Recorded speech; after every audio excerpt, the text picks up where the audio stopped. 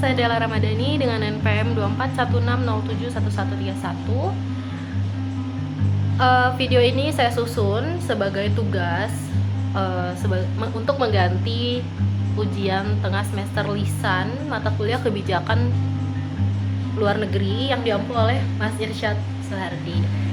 Di mana judul video ini adalah Navigasi Strategis Korea Selatan dalam AUKUS Pilar 2. Di tengah persaingan kekuatan besar antara Amerika Serikat dan Tiongkok di Indo-Pasifik, lanskap keamanan kawasan sedang mengalami transformasi radikal. Munculnya Fakta Keamanan AUKUS pada September 2021 telah membuka babak baru. Bukan sekedar kapal selam nuklir di Pilar 1, namun ada Pilar 2 yang berfokus pada teknologi militer mutakhir seperti AI, teknologi kuantum, dan senjata hypersonic. Pertanyaannya, mengapa Korea Selatan kini melirik aliansi ini, yaitu AUKUS Pilar 2? Di bawah kepemimpinan Presiden Yoon Suk Yeol, Seoul melakukan pergeseran diplomatik dari yang semula pasif menjadi lebih asertif. Visi ini disebut Global Pivotal State atau GPS.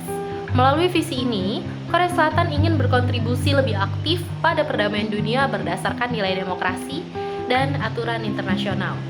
Keterlibatan dalam AUKUS Pilar 2 adalah langkah nyata untuk memitigasi ancaman nuklir Korea Utara, sekaligus memperkuat industri pertahanan nasional yang kita kenal sebagai key defense.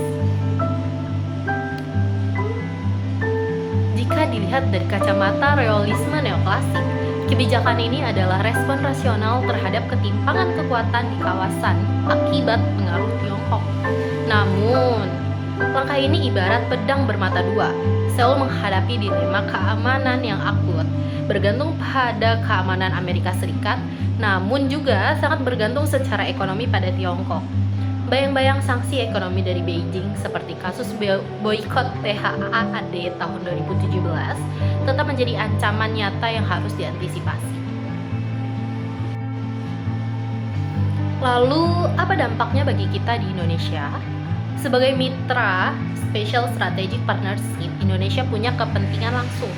Keberhasilan Korea Selatan mengadopsi teknologi tinggi AUKUS berpotensi mempercepat transfer teknologi bagi Indonesia, terutama dalam proyek strategis seperti jet tempur KF-21 Boramae.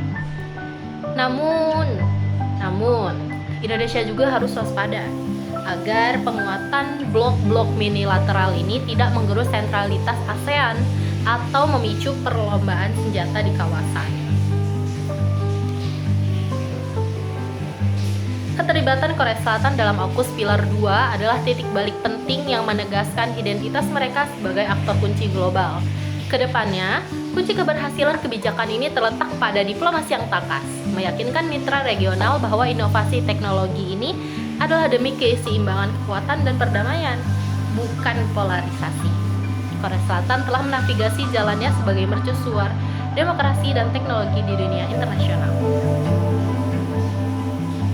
Pada akhirnya, perjalanan Korea Selatan dalam AUKUS Pilar 2 adalah sebuah talian di atas tali antara kemajuan teknologi dan stabilitas politik.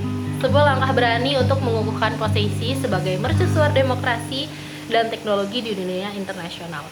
Bagaimana dampaknya bagi stabilitas Indo-Pasifik di masa depan? Waktu yang akan menjawab.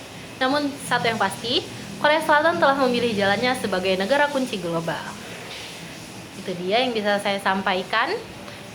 Terima kasih.